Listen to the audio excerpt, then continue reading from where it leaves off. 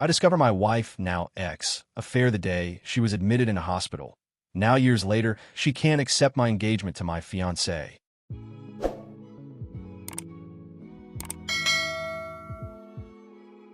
If ever there was a prize for the most horrible way to learn of your significant other's affair, I would probably win it and be in its Hall of Fame like so many people in this sub. I suddenly found myself as a member of a club that nobody ever wants to be part of. I will never forget the sound of my ex-sister-in-law's voice as she kept saying, I'm sorry, over and over on the phone while I drove home from a week-long business trip. I was confused and had absolutely no idea what she meant, but only after I managed to calm her down somewhat did she inform me that my wife was in hospital and that I needed to hurry home. My mind went into overdrive as I tried to get more information as well as not crash while I began speeding to get there faster. The only thing she told me is that it was an assault, then cut the call and wouldn't answer when I tried to call her again. A bit of background. My ex and I met in our mid-20s. It was through a mutual friend at a barbecue. At first, she seemed almost too good to be true. Not only was she incredibly beautiful, but she was also shy and introverted. It took a while for us to officially date, but once it happened, I was over the moon. When we first tried to get intimate, she suddenly started crying. Should have taken this as a bad sign. I freaked out and thought it was something I did, but she apologized the next day and told me she was triggered. As it turns out, 2 years before meeting me, she was in a long-term relationship and a guy that was abusive both emotionally, physically, as well as mentally. He would degrade her during their moments of intimacy, then apologize afterwards. She had a flashback, but reassured me it had nothing to do with me. So we took things slow as she was still in therapy. It was tough, but because I loved her, I believed once we got over this, it would make our relationship stronger, and for a while it honestly appeared that way. Fast forward another year, and we'd gotten engaged. The first time intimacy also happened during this stage. I was fortunate enough to be able to buy a house for us courtesy of inheritance from my late uncle. Things were going great, and I half-seriously suggested we plant a peach tree, important for later on, to signify new beginnings, and she was all for it. We were wedded not long after that, and quite frankly, it was absolutely amazing. Of course, we had our normal ups and downs like every married couple, but I considered us more lucky because she always made a point to never go to bed upset with each other, and she would always point out gently if I did anything to upset her. Sometime later, life basically happened, and I was promoted at my job. It meant more pay, but it also meant I would be traveling more for work conferences and business meetings. I noticed she had been getting down a lot more and wasn't as intimate as before. She would keep her phone close to her and even stop gently addressing things that upset her. I tried to talk to her about it, but she assured me that she was fine and this was a phase she was going through and had no reason to not trust her. I let go. She would sometimes go to her sister's place and spend the night telling me she just needed a bit of girl time with her sister. The day I got that fateful phone call was the day she was meant to be keeping her sister company again. I remember rushing into the hospital, barely breathing and frantically asking about my wife when the world's most understanding and patient police officer sat me down to explain what happened. He told me he was a friend of my sister-in-law and he happened to respond to a domestic disturbance call. He arrived on the scene to find a couple fighting. The supposed boyfriend was on top of the female, punching her, and she was screaming trying to scratch him. This didn't make any sense to me because 1, this had nothing to do with my wife because we're married, and 2, literally everyone who knew my wife knew she wouldn't do that. He gave me a knowing look and placed his hand on my shoulder, then told me to be very calm, because said girlfriend was actually my wife. If it weren't for the severity of the situation, I would have laughed in his face, but something in the way he said everything made me believe him. I then was ushered in by a nurse to see my wife, and what greeted me to this day, I still can hardly find the words to describe it. I just stood there for what seemed like an eternity, then a doctor came and explained her injuries to me. The jaw was slightly fractured. Her left eye was completely swollen shut and had massive bruising covering half of her face, as well as 3 broken ribs. Then the doctor dropped another bomb and told me she was pregnant. I still couldn't understand how this happened. Then I caught sight of her sister. She at first tried to avoid me, but at the persuasion of her police officer friend, she told her what she knew. It turns out my wife's ex had gotten in contact with her 5 months ago. He was doing this redemption pyramid step thing, where he would apologize to people he has wronged in order to clear his karma. Anyone else BS meter going crazy right now. They began talking more. Then he convinced her to meet up for coffee and show her he was a changed man. Obviously, old feelings resurface. Coupled with the fact that he appeared changed now, it soon developed into an emotional affair. My wife approached her sister for advice, who told her to take things slow and just get it out of her system if she needed to. which then led to a physical affair 3 months later. She actually told my wife that she should at least make peace with her ex in whatever form it may be, and even offered to cover for my wife once in a while. My sister-in-law was in tears at this point and kept apologizing to me, saying that she didn't know about the abuse as my wife never told anyone other than me and her therapist at the time about it. I was numb. I just couldn't feel anything and was absolutely dumbfounded by my wife's actions. When my wife finally woke up, I was there, and she burst into tears upon seeing me. I spent the following months in zombie flight mode. There was individual counseling for her, as well as marriage counseling for us at the strong urging of her family. In counseling, she was surprisingly forthcoming about how it happened and how she absolutely hated herself for causing me pain. She mentioned how at one point on her way home from his place, she actually fantasized about driving into the river because she smelt like him and didn't want his scent to corrupt me, however that made sense.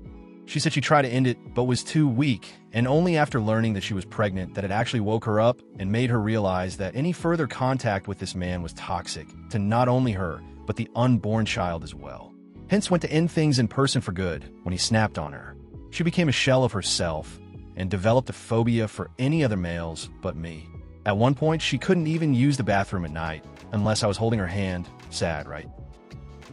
After the baby was born, a son by the way, we got a paternity test and he was mine, but the more time I spent with her, the more I realized I didn't hate my wife. I actually loathed her. I couldn't see the woman I married, but instead saw his leftovers each time I looked at her. I decided to leave because I was afraid I'd do something I'd regret and be exactly like her abusive ex. She begged me not to leave and even made the ridiculous offer of giving me a hall pass, as well as slapping her if I wanted to. I knew at this point I had to get out. She was actually very generous during the divorce. She moved back in her parents and signed a very well thought-out co-parenting plan issued by the courts. Moving forward 3 years later, I met my now fiancé by chance. I was in a bookstore with a buddy of mine, and we were discussing Egyptian mythology when this beautiful woman approached me to correct me on my pronunciations of the Egyptian gods and cities. Needless to say, immensely impressed by not only her understanding, but also by the fact that she's Egyptian herself. We exchanged numbers, which eventually led us to dating. When I finally proposed to her, it was actually in front of the peach tree I had planted years ago. I got down on one knee, but before I got my answer, she ran into the house, then came out with a ring as well. Turns out she was actually planning on proposing herself because she was madly in love with me and she just didn't want any other woman to have me. My son, in all his sweet childlike innocence, told his mother what happened because he was present when it happened.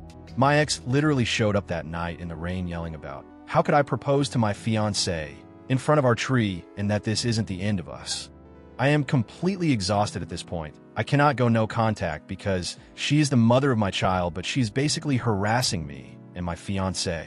How do I convince her to move on, to get over her fear of men and not force me to get a restraining order? Sorry it was long, but I'm really desperate. Edit. Wanted to ask a question to the insightful women of Reddit.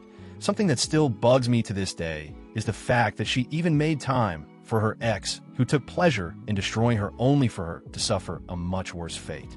Is it normal for the abused to want the attention of the abuser, even if she might hate him? Something my ex said once. Edit 2. Forget to add this in the original post. When my fiancé presented me with a ring which she was going to use to propose to me, she had an engraving on the inner band which states, "To my Pharaoh." Damn, I love this woman. Edit 3. I actually forgot to add this in the original post.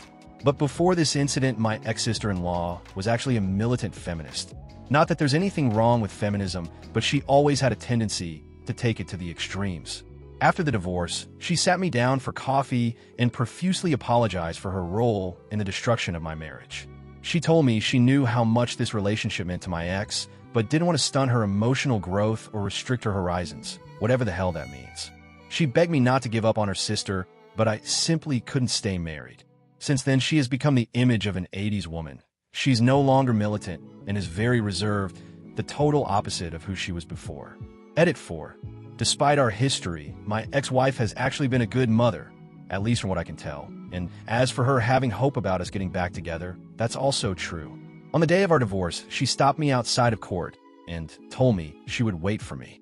She once again apologized for her weak behavior, destroying our marriage, and said this isn't the end of us.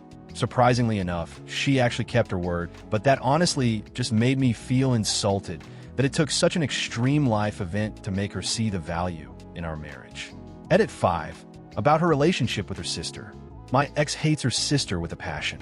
Last year for Thanksgiving at her mom's place, I sometimes go for the sake of my son mainly because he absolutely loves to see both his parents celebrating stuff together with him. She exploded at her sister, calling her a parasite and the catalyst for her ruined life. Her sister has been trying for years to make amends, but it's often met with vile and vicious remarks.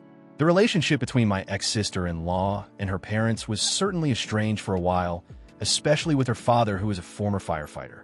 He basically disowned her at first, but was convinced to forgive her, at least in part by his wife, but it was never the same, and I think that was probably the main reason why my ex-sister-in-law changed so much. Edit 6. About the ex-boyfriend of my ex-wife. We filed charges against him. Right after charges were filed, 2 more women came forward with reports about his abusive behavior. The really sad part is both of these women were in long-term relationships which ended horribly because of this guy. One was married and the other was engaged. Turns out they had similar mental issues like my ex, low self-esteem, self-hating, and whatnot. The married one even got pregnant with a child to which he promptly abandoned. Class act right. They have both stated that it was their greatest misfortune meeting this man, and being involved with him felt like they were cursed, even after they both ended things. It apparently changed their outlook on relationships and life as a whole, and not for the better. Edit 7. About the mental state of my ex-wife. This is really insightful. She has told me she hates how she felt like she needed him at the time, how she knew it was destroying our marriage, destroying me, and destroying her. She knew she didn't love him, was and still continues to be adamant about this fact. But he was like a sweet poison. She couldn't stop drinking, like someone blindfolded her eyes a bit too tightly and pushed her into cold water. She said getting pregnant with our son was the best thing other than marrying me that has ever happened to her. It tore the blindfold off her eyes and seemingly woke her up, so to speak.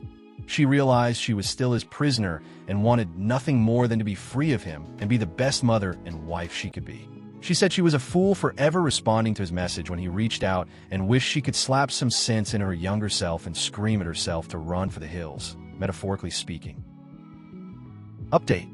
Wow, I didn't expect this type of response. Thank you all so much for your support and kind words both from me, my fiancé, and my ex.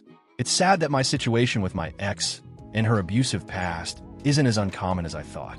Reading some of your similar cases really makes one almost lose hope, but glad to see some people have recovered from them. Now, for what has happened since my first post. First off, a big thank you to the user Mama20 for your simple yet amazing advice. Saved us a lot of trouble. Now on what has happened so far. Since my last post, my son's birthday was coming up, and he told us he wanted to have a camp night for it. Now I must explain that the boy absolutely loves the outdoors. Everything from camping to hiking to even playing in rivers are his favorite, and obviously due to the ongoing situation, we cannot go to our usual spots, so I offer my backyard for it. Another request he had was for my ex to sleep over as well. He wanted to imitate a scene from one of his kid adventure shows where both parents are sitting on either of the child, and all 3 are roasting marshmallows on the campfire. Now I had absolutely no intention of denying my son's birthday wishes, but at the same time, I couldn't have my ex sleep in the same tent as me and my son. That would be far too disrespectful to my fiancé. Even though she said she understood, it was clear she wasn't okay with it. My ex seemed to take advantage of this, and kept saying how much she was looking forward to spending the night with her 2 men, and even went as far as to buy a whole lot of camping equipment that would put Bear Grylls to shame. She was certainly trying to rub it in my fiancé's face, and wasn't graceful about it either. I had to tell her to stop a couple of times, but she only relented when I threatened to invite her sister. Ever since our divorce, my ex has had a burning hatred for her sister. My ex acknowledges her role in the destruction of our marriage, but blames her sister for encouraging the affair and not safeguarding from her, making choices that would ruin her, but more importantly, according to her, our life together. It's gotten so bad that she refuses to let her sister spend any significant amount of time with our son, which at one point caused my ex-sister-in-law to have severe depression. My ex-sister-in-law has been trying for years to reconcile with her sister, but it just seems to get worse as time goes on. A Redditor Mama20 offered me a simple and effective solution. She suggested I go out and purchase a multi-room tent, so that way my fiancé could be included. I wasted no time and immediately went out to get one. Of course, my ex wasn't too happy about that, but was glad to be under the same roof as me. During the birthday celebration, My son was on cloud nine.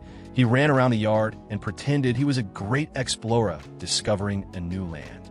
When evening came, I made the fire and my ex provided the marshmallows. He excitedly sat between us and started roasting his marshmallow alongside us. What I didn't expect was after we were done taking pictures and making s'mores, he handed my fiancé a stick and a marshmallow as well and sat next to her to make his second s'more. It's honestly a mystery how something this pure and perfect could come out of the absolute mess that was the relationship between me and my ex. My ex asked for a bit of my time, to which I obliged. We stepped into the kitchen and she apologized for her behavior on the day that I proposed, but not for her actions following that. She told me she still sees me as her husband in her mind, so the thought of me giving my heart to another terrified her. She said she never wanted to cause me pain and would give anything to go back in time and undo her mistakes. She mentioned how happy she was when the paternity test showed that I was the father because she thought it was a new beginning for us and that he was proof of our love. I thanked her for the courage to share all this, but told her I was happy with where I was in life and with whom I was with, but hoped she would find someone to make her happy as well. She said she meant what she said on the day we divorced and will wait for me. I left the kitchen feeling exhausted because none of what I was trying to say got through to her. We decided to call a night where me and my fiancé slept in one room of the tent and my ex with my son in another. All in all, a good birthday for my son, but not so good a night for me. That's things so far and promise to update if anything major happens. Thank you for listening to this story. What would you have done in that situation? And for those who stayed to the end, I thank you. If you like this type of content, feel free to like the video and subscribe if you haven't already. Take care of yourself and your loved ones. See you soon.